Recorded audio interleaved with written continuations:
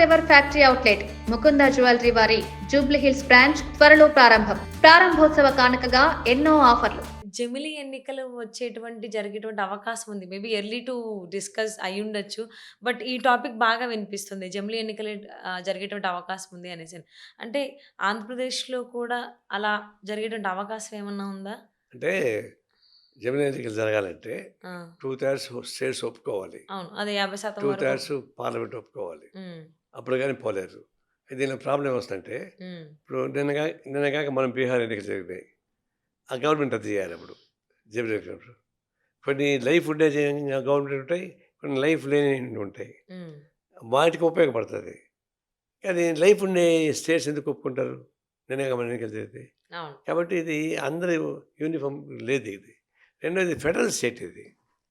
Federal స్టేట్‌లో ఆయా రాష్ట్రాలకు కొన్ని హక్కులు ఉన్నాయి. హ్మ్. ప్రజలు ఓటేసి గెలిపిస్తారు. ఇప్పుడు కేరళలో ఎంపీలకేమో కాంగ్రెస్‌కేస్తారు ఓట్లు.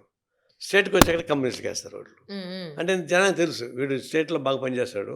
హ్మ్. కానీ వీడు సెంట్రల్‌లో ప్రధానమంత్రి కాలేరు కమ్యూనిస్టులు. అదే. వాళ్ళకేద్దామని. హ్మ్. జనంలో ఇది వచ్చినాయి. ఓకే. అలాంటప్పుడు వాళ్ళకి ఇష్టమైన పార్టీని ఎన్నుకుంటున్నారు. హ్మ్. హ్మ్. ఇష్టమైన పార్టీ ఎన్నుకుంటారు దాన్ని రద్దు చేయడం అంటే ఎందుకు ఒప్పుకుంటారు ప్రజాస్వామ్యం? అంటే ఫెడరల్ సిస్టమ్ మీద దెబ్బతీసేట్టు లెక్క. ఫెడరల్ స్ఫూర్తి పోతే రాజ్యాంగానికి నష్టం వస్తుంది. ఇది ఒకటేంటంటే ఇది ఒకే ఎన్నిక, ఒకే లీడరు, ఒకే పార్టీ అనేదాన్ని తీసుకెళ్తున్నాడు. మోడీ నా పేరుతో దేశం మొత్తం మీద గెలుచుకోవడానికి అవకాశం ఉంటుంది. ఇలాంటి చే రాష్ట్రాల అభ్యంతరం ఉండాల్సిన పని లేదు. అందువల్ల జమిలీ ఎన్నికలు పెట్టుకుందామని ఆయన ప్లాన్ చేస్తున్నాడు. హ్మ్. కానీ సాధ్యం కాదు. అంటే ఆల్రెడీ ఇది ఆయన మూడో టర్మ్. అంటే నాలుగో టర్మ్ కూడా కంటిన్యూ ఆయనే ఉండేటువంటి అవకాశం ఉందా? ఎందుకు ఉండకూడదు? దానికోసమే ఈ ప్లాన్సా? ఎందుకు ఉండకూడదు? ఇప్పుడు బార్ లేదు కదా! హ్మ్. ప్రధానమంత్రి ఇన్ని మాటలే ప్రధానమంత్రి ఉండాలని లేదు కదా! అవునవును. ఇప్పుడు అమెరికాలో 2 ఇయర్స్ అంటే వాళ్ళు రాసుకున్న దాని ప్రకారం రూల్స్ ప్రకారం ఏజ్ లిమిట్ అయితే కొంచెం దాటిపోయారనేటువంటి కామెంట్స్ ఏజ్ వస్తున్నాయి. కూడా కాన్స్టిట్యూషన్‌లో లేదు. హ్మ్. మాకు ఓకే. మేము సొంతంగా పెట్టుకోవడం తప్పితే హుహు. ఏజ్‌ని. ఆ రాజ్యాంగంలో పలానా ఏజ్ ఉండాలని లేదు. ఆహ్, రాజ్యాంగంలో వాళ్ళకున్నటువంటి పరిధిలో వాళ్ళు నిర్ణయించుకోవాలి తప్ప దానికి ఆటంకం ఉండదు.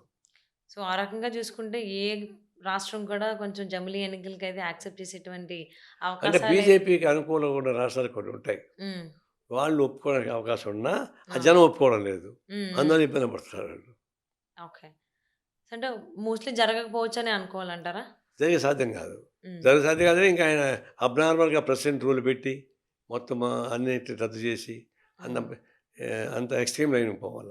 ఎక్స్‌ట్రీమ్ లైన్‌కి పోతే ఆయనకి నష్టం వస్తుంది. ఓకే. ప్రజలు ఒప్పుకోరు. హ్మ్. హ్మ్. హ్మ్. ప్రజాస్వామ్యం కూని చేశారంటే ఒప్పుకోరు. ప్రజలు హ్మ్. ఎంతసేపు ప్రజాస్వామ్యాన్ని కూని చేస్తారంటే ఒప్పుకోరు. సో, మరి ఏం చేస్తారు? ఫోర్త్ టర్మ్ మళ్ళీ ఆయనే ప్రధానిగా ఉండడానికి ఏం చేస్తారు? అసలు ఏం ఈసారి ఆయన తగ్గించేందుకు భగవత్ స ఆర్ఎస్ఎస్ చీఫ్ 75 ఏళ్లకు కట్ ఆఫ్ ఇయర్ పెట్టాడు. హ్మ్. హ్మ్. ఈ కేవలం మోడీని దింపడానికి. ఓకే. అయితే మోడీ ఆర్ఎస్ఎస్ కన్నా మించిపోయాడు బలం. హ్మ్. హ్మ్. హ్మ్. ఒకప్పుడు ఆర్ఎస్ఎస్‌కి అదుపులో ఉండేది. ఆర్ఎస్ఎస్ మించిపోయాడు. ఆయన కంట్రోల్ చేసే శక్తి ఆయనకి లేదు. అందుకని ఆయన కూడా విత్డ్రా చేసుకున్నాడు. ఓకే. విత్డ్రా చేసుకొని 70 డేస్ మాకు అప్లికేషన్ ఏదో వేసాడు. కాబట్టి ఆయన ఒప్పుకున్నట్టు లెక్క. ఆ! ఆయన ఒప్పుకున్నంత కాలం ఉండొచ్చు. అదే. సో, మరి ఏం జరుగుతుందో చూద్దామండి నెక్స్ట్ టైమ్ దాని గురించి.